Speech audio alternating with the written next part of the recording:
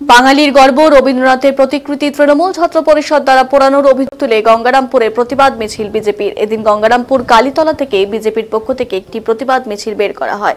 এরপর মিছিলটি শহরের বিভিন্ন এলাকা পরিক্রমা করে বিধায়ক কার্যালয়ে এসে শেষ হয়। এদিনের এই মিছিলে উপস্থিত ছিলেন জেলা বিজেপির সাধারণ সম্পাদক অশোক বর্ধন, বিজেপি নেতা সনাতন কর্মকার, বৃন্দাবন ঘোষ, কুশল দত্ত চৌধুরী সহ অন্যান্য বিজেপি কর্মীরা।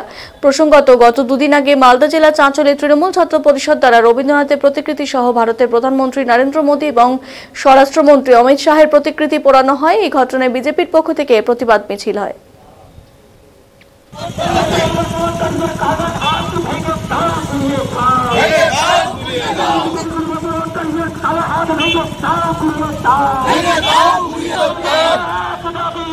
মমতার পদত্যাগ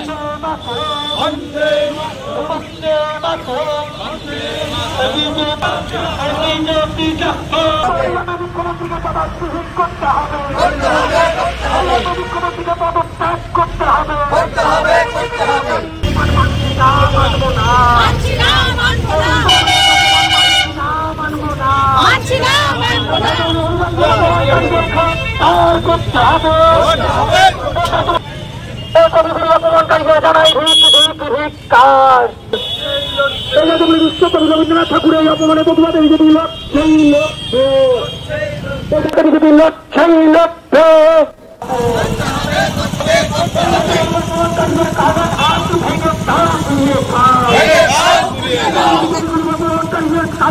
আজকে ভারতীয় জনতা পার্টি পশ্চিমবঙ্গ প্রদেশের ডাকে গোটা পশ্চিমবঙ্গ ব্যাপী আপনারা জানেন যে মালদার চাঁচলে টিএমসিপি অর্থাৎ তৃণমূলের ছাত্র পরিষদ আজকে তারা আন্দোলনের নামে সেখানে যেভাবে আমাদের বিশ্ববরেণ্য কবি রবীন্দ্রনাথ ঠাকুরের তার যে ছবি সেখানে আগুন দিয়ে পুড়িয়ে দেয় এবং আজকে সেই ব্যাপারে আমরা গোটা পশ্চিমবঙ্গের সঙ্গে সঙ্গে গঙ্গারামপুর শহর মণ্ডলের ডাকে আজকে আমরা ধিক্কার মিছিল করলাম।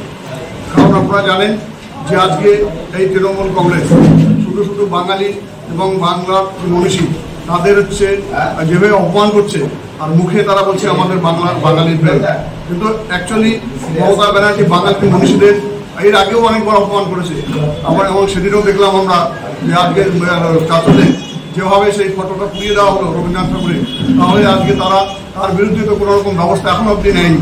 তো আজকে এই যে বাঙালির যে প্রেম এটা সমস্ত তাদের ভাওতা এবং সেই মানুষ দেখানোর জন্য তারা এই মনীষীদের এইভাবে তারা ব্যবহার। কোথা থেকে ধিক্কার মিছিল শুরু করেছিল? আমরা বিধায়ক পরিষেবা কার্যালয় যে আছে আমাদের গঙ্গারামপুর সেখান থেকে শুরু করে গোটা শহর পরিক্রমা করে আমরা এখানে এসে শেষ করব।